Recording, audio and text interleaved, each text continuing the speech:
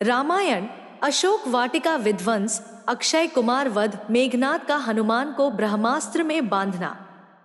रामायण में लंका कांड का एक महत्वपूर्ण प्रसंग है जिसमें भगवान श्री राम की पत्नी माता सीता रावण द्वारा अपहरण कर ली जाती है और लंका की अशोक वाटिका में रखी जाती है। इस प्रसंग में हनुमान जी की वीरता और साहस का अद्वितीय चित्रण है, जो लंका जाकर अशोक वाटिका में विध्वंस करते हैं, रावण के पुत्र अक्षय कुमार का वध करते हैं और अंत में मेघनाद द्वारा ब्रह्मास्त्र से बांध दिए जाते हैं।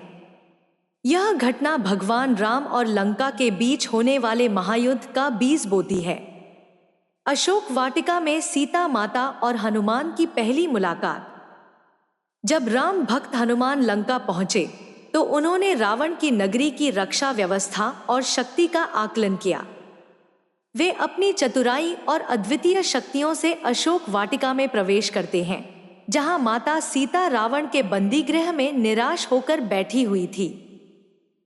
सीता जी, जो अपने प्रिय भगवान श्री राम के वियोग में अत्यंत दुखी थी, हनुमान को देखकर दंग रह जाती है। हनुमान जी ने सीता माता के सामने भगवान श्री राम का संदेश रखा और उन्हें विश्वास दिलाया कि वे भगवान राम के सेवक हैं और प्रभु श्री राम ने उन्हें ढूंढने के लिए भेजा है। माता सीता को पहले इस बात पर विश्वास नहीं होता कि उनके स्वामी ने सचमुच किसी को उनके पास भेजा है, लेकिन जब हनुमान ने भगवान राम के संदेश को बताया तो सीता माता की आंखों में आंसू आ गए। हनुमान ने बताया कि भगवान राम ने कहा है, हनुमान, सीता से कहना कि तुम्हारे जाने के बाद मेरी देह प्राणविहीन हो गई है। यह सुनकर सीता जी भावुक हो जाती है और उन्हें विश्वास हो जाता है कि हनुमान वास्तव में भगवान राम के दूत हैं। हनुमान ने उन्हें बताया कि भगवान राम ने उनके लिए कितने दुख झेले हैं और वे रातों को सो भी नहीं पाते हैं। हनुमान जी का सीता माता को आश्वासन। सीता माता को हनुमान पर विश्वास हो गया, लेकिन उन्होंने हनुमान के प्रस्ताव को अस्वीकार कर दिया कि वे उन्हें अपनी पीठ पर बिठाकर तुरंत लंका से निकाल सकते हैं। सीता जी ने कहा कि यह उनके पतिव्रता धर्म के खिलाफ है कि वे किसी और पुरुष का स्पर्श करें, भले ही वह भगवान राम का दूत ही क्यों न हो।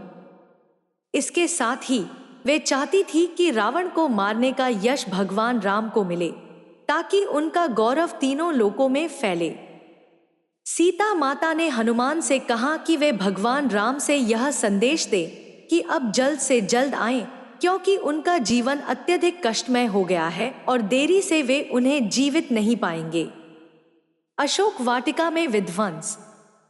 सीता माता से बातचीत के बाद हनुमान ने उनसे आज्ञा मांगी कि वे अब शत्रु की शक्ति और दुर्बलताओं का आकलन करें और अशोक वाटिका में कुछ विध्वंस करें। हनुमान जी ने कहा कि शत्रु के दिल में डर उत्पन्न करना जरूरी है, ताकि रावण की सेना यह समझ सके कि यदि भगवान राम का दूत इतना शक्तिशाली है तो भगवान राम कितने शक्तिशाली होंगे। हनुमान जी ने पहले अशोक वाटिका के सुंदर फलों को खाया और फिर पूरे वाटिका को तहस-नहस कर दिया। उन्होंने पेड़ों को उखाड़ फेंका, राक्षसों को मार गिराया और पूरी वाटिका में विनाश का तांडव मचाया। राक्षसों ने कई बार उन्हें रोकने की कोशिश की, लेकिन कोई भी उनके सामने टिक नहीं पाया। अक्षय कुमार का वध। हनुमान जी के द्वारा किए गए विध्वंस से लंका के राजा रावण को जानकारी दी गई कि एक वानर ने अशोक वाटिका को उजाड़ दिया है और राक्षस सैनिकों को परास्त कर दिया है। यह सुनकर रावण का पुत्र अक्षय कुमार वहां पहुंचा। अक्षय कुमार एक वीर और शक्तिशाली योद्धा था, लेकिन हनुमान जी के सामने वह टिक नहीं पाया। दोनों के बीच भीषण युद्ध हुआ, जिसमें हनुमान जी ने अक्षय कुमार का वध कर दिया। अक्षय कुमार का वध रावण के परिवार के लिए एक बहुत बड़ा आघात था और इससे रावण का क्रोध चरम पर पहुंच गया। रावण ने तुरंत अपने सबसे ताकतवर पुत्र मेघनाद, इंद्रजीत को हनुमान को पकड़ने का आदेश दिया। मेघनाद का ब्रह्मास्त्र का प्रयोग। रावण के आदेश पर मेघनाद हनुमान से युद्ध करने पहुंचा। मेघनाद कोई साधारण योद्धा नहीं था, उसे ब्रह्मास्त्र का ज्ञान था, जिसे उसने भगवान ब्रह्मा की तपस्या से प्राप्त किया था।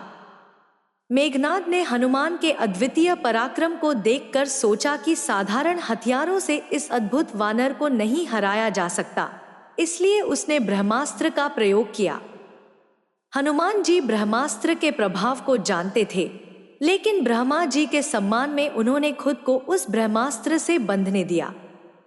मेघनाद ने हनुमान जी को ब्रह्मास्त्र से बांधकर रावण के दरबार में प्रस्तुत किया। रावण के दरबार में हनुमान का संवाद। जब हनुमान को रावण के दरबार में लाया गया तो उन्होंने निर्भय होकर रावण के सामने अपना संदेश रखा। हनुमान ने रावण से कहा कि उन्होंने सीता माता का अपहरण करके अधर्म का मार्ग चुना है और उन्हें अपने कर्मों का फल भुगतना पड़ेगा। उन्होंने रावण से कहा कि यदि वह अब भी भगवान राम के शरण में आ जाए और सीता माता को लौटा दे तो भगवान राम उसे क्षमा कर सकते हैं।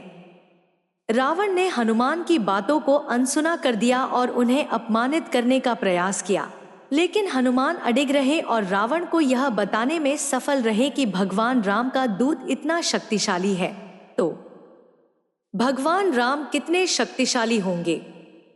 रावण ने हनुमान को मारने का आदेश दिया, लेकिन उसके मंत्रियों ने उसे यह सलाह दी कि दूत का वध करना गलत है, इसलिए रावण ने हनुमान की पूंछ में आग लगाने का आदेश दिया।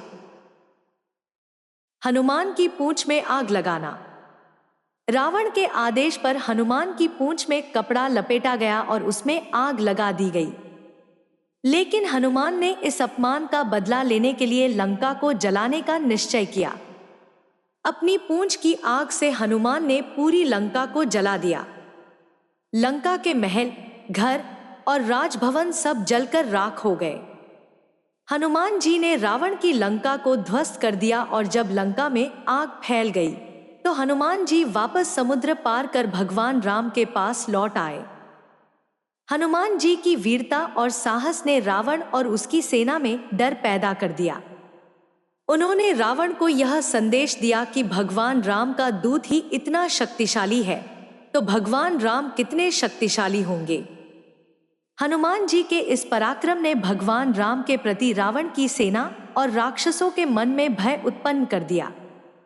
हनुमान जी की इस यात्रा ने भगवान राम और रावण के बीच होने वाले युद्ध की नींव रखी और इस प्रसंग ने यह साबित कर दिया कि धर्म की शक्ति अधर्म पर सदा विजय प्राप्त करती है।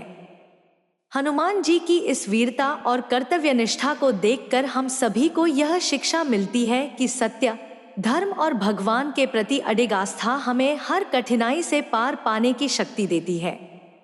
अशोक वाटिका का विध्वंस, अक्षय कुमार का वध और मेघनाद द्वारा हनुमान को ब्रह्मास्त्र में बांधना रामायण के उन महत्वपूर्ण प्रसंगों में से है जो भगवान राम की लंका पर विजय की दिशा में महत्वपूर्ण भूमिका निभाते हैं। हनुमान जी का यह साहसिक कार्य हमें यह सिखाता है कि धर्म की राह पर चलते हुए हमें अपने कार्यों में निष्ठा और साहस का परिचय देना चाहिए। हनुमान जी के अद्वितीय पराक्रम ने न केवल भगवान राम का संदेश सीता माता तक पहुंचाया, बल्कि रावण की सेना में भी भय का संचार किया। इस पूरी घटना से यह स्पष्ट होता है कि जब किसी के दिल में सत्य, धर्म और भगवान का आशीर्वाद होता है तो वह संसार की किसी भी शक्ति का सामना कर सकता है।